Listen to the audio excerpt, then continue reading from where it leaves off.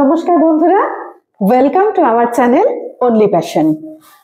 আমার বেশ কিছু বন্ধু আছেন যারা বাড়িতে কিছু পোষ্য রাখেন, যেমন কুকুর, বিড়াল।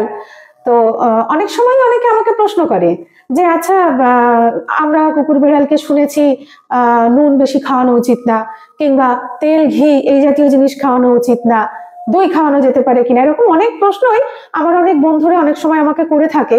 তো আমি তো উত্তর দিতে পারবো না, কারণ আমি ডক্টর নই। তো আপনাদের অনেকের মনেও এরকম প্রশ্ন নিশ্চয়ই রয়েছে। তার জন্য আমি ভাবলাম যে আজকে ডাক্তারবাবুকে জিজ্ঞেস করে নিই, এই বিষয়ে কিছু কথাবার্তা ডাক্তারবাবুর সাথে বলে নিই। শোনো না, বলছি যে আমাদের অনেক বন্ধুরা চেনা পরিচিত, এমনকি আত্মীয় স্বজন তো অনেকেই কুকুর বিড়াল পোষ্য হিসেবে বাড়িতে রাখে। তো তারা অনেক সময়তেই আমাকে অনেক প্রশ্ন করে।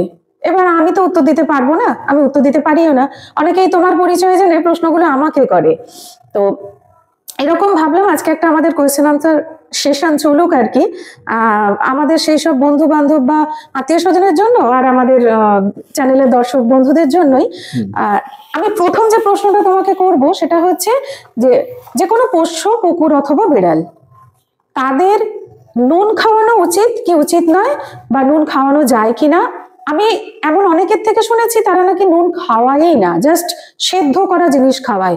তো এই বিষয়ে তুমি যদি একটু ক্লারিফিকেশন আমাদের দর্শক বন্ধুকে এবং অন্যদের দাও। কারণ আমার কাছে অনেক পেশেন্ট আছে যারা একটুখানি অ্যাডাল্ট হয়ে গেছে, তাদেরকে আমি বিভিন্ন রকম রোগ নিয়ে আসে, তো আমি জিজ্ঞেস করি যে আপনারা কি খাওয়ান। তা 90% কিন্তু বলে যে নুন দিই না। আচ্ছা, মানে নুন দেন না? কে বলেছে দিতে? বারণ করেছে কে? তারা বলে অমুক বারণ করেছে, তমুক বারণ করেছে, কোনো ডাক্তারও বারণ করেছে। বলছেন না, তা তো আমি ওদেরকে দেখাই না, আমি এই বলেছে। আমি পরিষ্কার বলুন, আমি বলে দিয়েছি যে আপনারা নুন দেবেন। কারণটা কি? প্রত্যেক জীবেরই, প্রত্যেকটা এলিমেন্টের, প্রত্যেকটা মানুষের, কুকুর হোক বিড়াল হোক, তাদের নুন বলুন তেল বলুন, এটা দৈহিক কার্যকলাপের জন্য একান্তভাবে প্রয়োজনীয় একটি উপাদান। সোডিয়াম অথবা সোডিয়াম ক্লোরাইড, যেটা টেবিল সল্ট বলা হয়, এটা যদি না দেওয়া হয় তাহলে কিন্তু বডিতে কিন্তু সোডিয়াম ইলেকট্রোলাইট ইমব্যালেন্স সৃষ্টি হবে, মানে সাম্যতাটা হারাবে। এবার ধরুন আপনি আপনার কুকুরটাকে কেউ নুনটা দিলই না একদম, তাহলে কিন্তু যদি পটি হয় কিংবা বমি হয়, তাহলে খুব সহজেই সে কিন্তু ডিহাইড্রেট হয়ে যাবে, শরীরে সোডিয়াম ক্লোরাইড কমে যাবে, নেতিয়ে পড়বে, এরকম হবে। আবার দীর্ঘকালীন যদি ব্যাপারটা যদি দেখা যায়, এই সোডিয়াম এবং পটাশিয়ামের একটা ইমব্যালেন্স সৃষ্টি হবে। আচ্ছা, এই সোডিয়াম এবং পটাশিয়ামের ইমব্যালেন্সের জন্য অনেক সময় কুকুরের খিঁচুনি রোগটা শুরু হয়ে যায়। অনেক সময় আমি বলি যে মৃগী রোগ, সিজার হতে পারে, এপিলেপসি যেটা বলা হয়, সেটা কিন্তু শুরু হয়ে যেতে পারে এই নুনটা না খাওয়ানোর জন্য। আচ্ছা, তবে আমি বলবো যে যারা শুধুমাত্র বাইরের খাবার খাওয়ায়, যেমন ডগ ফুড, ক্যাট ফুড, অনেকেই খাওয়ায়, তাদের মধ্যে কিন্তু দেখবেন ওখানে লেখা আছে সোডিয়াম ক্লোরাইড ইনক্লুডেড, তার মানে তাতে নুন অলরেডি দেওয়া আছে। তার সঙ্গে কিন্তু আমি বলছি না এক্সট্রা নুনটা অ্যাড করার জন্য। আচ্ছা, আমি বলছি কি আপনারা যারা বাড়ির দুধ, ভাত কিংবা মাংস কিংবা সবজি এটা দিয়ে যারা খাওয়ায়, তাদেরকে বলবো আমরা ঠিক যেমন পরিমাণে নুন খাই, প্রচুর যেমন নুন খাই না, ঠিক অল্প পরিমাণে একটা সীমিত পরিমাণ থাকে। 1 কেজি একখানা মাংস রান্না হলো 3-4 চামচ এনাফ, তাই তো? অতটা প্রয়োজন হয় না, আমি বলছি অতটাও লাগে না, তাহলে খুব সামান্য, কিন্তু সেটা কমও না বেশিও না। আচ্ছা আচ্ছা, তাহলে পরিমাণটা কি হবে আমাদের পোষ্যদের ক্ষেত্রে? নুনের পরিমাণটা সাধারণত বলা হয় 0.12% সোডিয়াম ক্লোরাইড ইনক্লুডেড করা যেতে পারে ম্যাক্সিমাম। তবে এই ক্ষেত্রে পার্সেন্টেজটা কিসের ভিত্তিতে? পার্সেন্টেজটা এরকম ভাবে কষে তো আমরা কেউ রান্না করিও না, আমরা বলি আমাদের যেমন স্বাদ অনুযায়ী আমরা নুন দিই। আচ্ছা, ঠিক সেরকম ওদেরও স্বাদ অনুযায়ী, একদম স্বাদ। হ্যাঁ, অ্যাকচুয়ালি ওরা কিন্তু সোডিয়াম ক্লোরাইডটা যদি মাংস না খাওয়ান এমনি নেচার থেকে পায় না। ওরা অ্যাকচুয়ালি কার্নিভোর, মানে মাংসাশী প্রাণী, কিন্তু সবাই তো আর মাংস খায় না, মাংস তো সোডিয়াম থাকে। সেই জন্য বলি যে নুনটা অবশ্যই অ্যাড করুন। এতে স্বাদও বাড়বে, শরীরের মিনারেলের ভারসাম্যটাও রক্ষা হবে। আচ্ছা আচ্ছা, একই প্রশ্ন ধরো, আমরাও তো ছোট থেকে শুনে এসেছি যে কুকুরের পেটে ঘি সহ্য হয় না, মানে কুকুরকে ঘি খাওয়ানোই যায় না। তেলের ক্ষেত্রেও মোটামুটি কম বেশি বিভিন্ন জনের থেকে শুনি। তো এই ক্ষেত্রে তুমি কি বলবে, কুকুরকে বা বিড়ালকে তেল ঘি এই জাতীয় জিনিস ওরা কতটা খেতে পারে, খাওয়া উচিত কি উচিত নয়, এই বিষয়টা তুমি একটুখানি ব্যাখ্যা করে দাও। খুব ভালো প্রশ্ন। অনেকে বলে যে ঘিয়ে ভাজা কুকুর, এটা খুব কমন একখানা প্রশ্ন যে কুকুরকে তেল খাওয়াবো না, তেল খাওয়ালে কি হবে না লোম উঠে যাবে, কুকুরের ঘাস সৃষ্টি হবে। এটা পুরোপুরি ভুল ধারণা এবং ঘটনাটা পুরোপুরি উল্টো।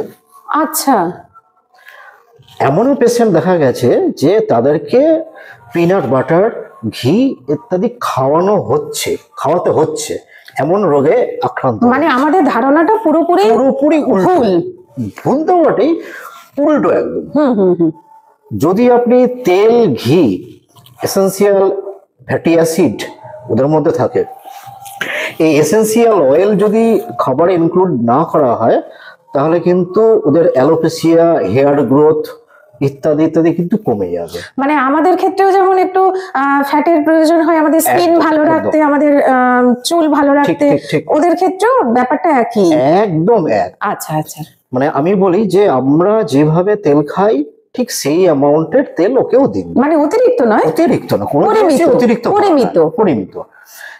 এটা হলে কিন্তু হেয়ার গ্রোথ ভালো হবে, স্কিন গ্লসি হবে, মানে কুকুরের চেহারা পাল্টে যাবে। আর যদি তেল ঘি না, ঘিটা আমি খাওয়াতে বলছি না, মানে কথার কথা ঘিয়ে ভাজা কুকুর, মানে ঘি সামান্য হলেও চলতে পারে, অসুবিধা কিছু নেই, কোনো অসুবিধা নেই। আমরা যে খাবার খাই, আমি সবাইকে বলি যে ছোটবেলা থেকে ওকে খাদ্যাভ্যাস তৈরি করুন এবং এইভাবে খাওয়ান। আচ্ছা, তেল, নুন সব দিন, হলুদ, মশলা সমস্ত কিছু দিন, কোনো অসুবিধা নেই। যদি প্রপারলি মেনটেন করতে চান এই সমস্ত খাবারে কিন্তু অবশ্যই ইনক্লুড করা উচিত। আচ্ছা, নাহলে কিন্তু পরবর্তীকালে কিন্তু ওষুধের মাধ্যমে সেগুলো আমাকে দিতে হচ্ছে। তেল ঘিয়ের প্রসঙ্গ, ওই বিষয়টা তো আমরা জেনে নিলাম। এবার আমি আরেকটা জিনিস তোমাকে জানতে চাইবো তোমার কাছে, যে সেটা হচ্ছে দইটা ধরো আমরা তো আমাদের মানব দেহে যেমন দই আমাদের গাট হেলথ ভালো রাখতে হেল্প করে, তাতে নানা রকম প্রোবায়োটিক থাকার জন্য। তা একটা কুকুর বেড়ালের ক্ষেত্রেও কি ব্যাপারটা তাই? আমি কিন্তু অনেককে শুনেছি যে তারা তাদের পেটকে দই ভাত দেয়, আবার অনেককে তার চরম বিরোধিতা করতেও দেখেছি। তো সেই ব্যাপারে তুমি একটুখানি কিছু বলো আমাদের দর্শকদের জন্য। বোথ ফর ম্যান এবং কুকুর দুজনের পক্ষে কিন্তু গাট হেলথের জন্য ভীষণভাবে উপকারী। অনেক সময় অ্যান্টিবায়োটিক ইনডিউস ডায়রিয়া যখন হয় মানুষের, কুকুরের ঠিক সেম জিনিস, তখন কিন্তু আমরা বাধ্য হয়ে কিন্তু বিভিন্ন রকম প্রিবায়োটিক, প্রোবায়োটিক আমরা ইউজ করি। আচ্ছা, এটা যদি আপনি দইয়ের মাধ্যমে আমরা দিই তাহলে কিন্তু ওই প্রিবায়োটিক, প্রোবায়োটিক কিন্তু দইয়ের মধ্যে আছে, যেটা হচ্ছে বেনিফিশিয়াল ব্যাকটেরিয়া আমাদের পাকস্থলী এবং ওদের পাকস্থলী, বোথ দুজনের ক্ষেত্রেই সমান। কিন্তু গুড ব্যাকটেরিয়া কিন্তু থাকবে, এতে হজম শক্তিও বাড়াবে। আমি বলি যে দুপুরে অন্তত, বিশেষ করে গ্রীষ্মকালে অন্তত বলি যে দুপুরবেলা কিংবা একবেলা দই দিয়ে আপনারা ভাত দিন। আচ্ছা, খুব ভালো জিনিস দই খাওয়ানো। আচ্ছা, তাহলে ওভারঅল একটা ব্যাপার বলো তুমি, যে আমাদের পেটদের, কুকুর বেড়াল এরকম পেটদের আমরা ঠিক কি খাওয়ালে তারা মোটামুটি সুস্থ থাকবে, স্বাস্থ্যবান থাকবে, ঠিক এই ব্যাপারটা দেখুন। কুকুর এবং বিড়াল দুটোরই হচ্ছে খাদ্যাভ্যাসটা কিন্তু খুব ভাইটাল। ছোটবেলা থেকে আপনি যা অভ্যাস করাবেন সেটাই কিন্তু সারা জীবন কিন্তু সেটাই খেয়ে যেতে চাইবে সে। তাহলে আমি বলি কি, যে ছোটবেলা থেকে বাড়ির খাবারে অভ্যাস করান। বাড়ির খাবার কি আমরা যেমন খাই, যেমন প্রথমে বললাম তেল, নুন, মশলা, হলুদ আচ্ছেদ্য করে ভাবে খাওয়াবেন না, ওদের একটা রুচিও ব্যাপার রয়েছে। আপনারা নিজেরা একবার খেয়ে দেখবেন আপনাদের কেমন খেতে লাগে, ওদেরও ঠিক তেমনি। কিন্তু আমি বলি কি, যে প্রত্যেকদিন খাদ্যাভ্যাসে আপনি কয়েকটা জিনিস রাখুন। পাকা কুমড়ো খুব ভালো জিনিস, আচ্ছা, পেঁপে যদি, এবং সিজনাল ফ্রুট, এখন যেমন শীতকালে গাজর, ফ্রুট এবং ভেজিটেবল দিয়ে আপনি খাবারটা ওকে দিন। কিছু পরিমাণে ডাল, এই সমস্ত দিয়ে আপনি দিন, একবেলা খাবার দিন, দুপুরবেলা দই দিন। আর যদি গ্লুটেন মানে অ্যালার্জি না থাকে তাহলে রাত্রিবেলা রুটি দিতে পারেন। আমরা সপ্তাহে যেমন একদিন দুদিন মাংস খাই, ওদেরকেও সেই একদিন দুদিন মাংস দিন, মাছ দিন। তবে মাংসটা রেগুলার বেসিসে দয়া করে খাওয়াবেন না প্লিজ, কেন হচ্ছে ওমেগা-3 এবং ওমেগা-6 ফ্যাটি অ্যাসিডের তারতম্যের জন্য অ্যালোপেসিয়া মানে হচ্ছে চুল উঠে যায়।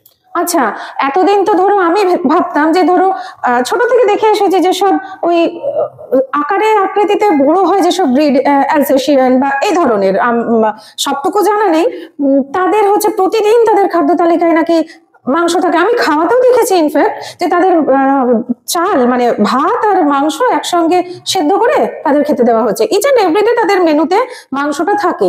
তাহলে তুমি বলতে চাইছো যে আমরা যেমন একটা বাচ্চাকে ছোট থেকে বড় করি, যেমন একটু একটু করে সইয়ে সইয়ে, এবং আমরা যে ধরনের ফুড হ্যাবিট প্রতিদিন মেনটেন করি, যে আমাদের খাদ্য তালিকায় প্রতিদিন মাছ থাকতেই পারে কিন্তু আমরা মাংসটা প্রতিদিন রাখি না, বা আমাদের প্রতিদিন যেমন প্রচুর পরিমাণে শাক সবজি ফল পর্যাপ্ত জল এইসবের প্রয়োজন হয়, তাহলে আমাদের পেটদের ক্ষেত্রেও আমরা সেটাই মেনটেন করব। শুধু নিশ্চয়ই সেখানে একটা ওয়েটটা একটা নিশ্চয়ই ম্যাটার করে, যে তাদের চেহারা, তাদের ওজন, তাদের আকৃতি, বা তাদের একটা কুকুরের ক্ষেত্রে নিশ্চয়ই পরিমাণটা যেমন হবে, একটা বিড়ালের ক্ষেত্রে পরিমাণটা তা হবে না। তো সেই অনুযায়ী আমাদের একটুখানি বুদ্ধি করে ভালোবাসা যত্ন দিয়ে আমাদের এটা একটুখানি মেনটেন করা নিশ্চয়ই প্রয়োজন, তাই না? একদম একদম ঠিক কথা বলেছো। মানে বাড়ির খাবার খাইয়ে ওকে বড় করে তুলুন, পছন্দ মতো ওকে খাবার দিন। তবে কয়েকটা জিনিস কুকুর এবং বিড়ালের জন্য কিন্তু একদম চলে না, যেমন হচ্ছে চকলেট ভুলেও কিন্তু দেবেন না। আচ্ছা আচ্ছা আচ্ছা। চকলেট, মিষ্টি মিষ্টি মিষ্টি খাওয়ানো যেতে পারে, আচ্ছা কোনো সমস্যা নেই, মিষ্টি খাওয়ানো যেতে পারে। মিষ্টি অনেকেই পছন্দ করে, দিতে পারে, কোনো অসুবিধা নেই। কয়েকটা জিনিস একদম, যেমন হচ্ছে কফি, চকলেট, চিপস, যেটা এক্সট্রা সল্ট থাকে, সল্ট পয়জনিং হতে পারে। আমাদের ক্ষেত্রেও ভালো না, আমাদের ক্ষেত্রে অবশ্যই ভালো না, তবে সবকিছু একটা পরিমাণ থাকে। তবে এই কয়েকটা জিনিস কিন্তু ক্যাফেইন যেতে থাকে, চকলেট কফি, এগুলোতে ওদেরকে না দেওয়াই বাঞ্ছনীয়।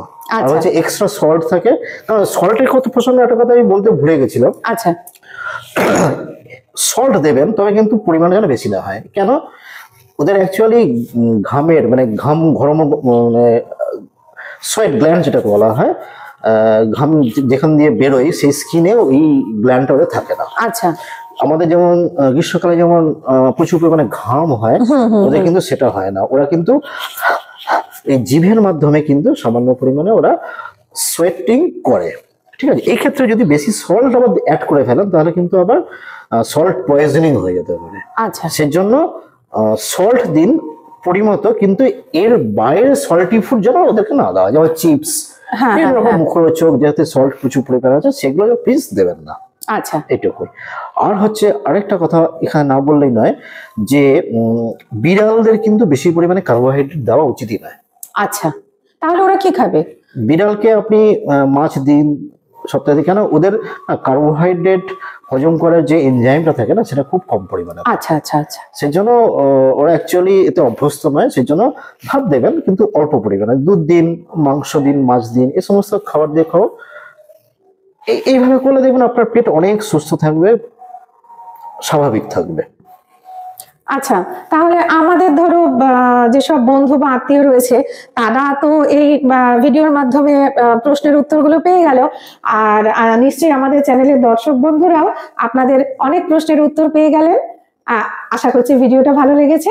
যদি ভালো লাগে তাহলে অবশ্যই একটু লাইক কমেন্ট করে দেবেন, আর ভিডিওটা যাতে আপনাদের মতো পশুপ্রেমী অনেক মানুষের কাছে পৌঁছে যায় তার জন্য চ্যানেলটা অবশ্যই সাবস্ক্রাইব করে নেবেন। ধন্যবাদ, নমস্কার।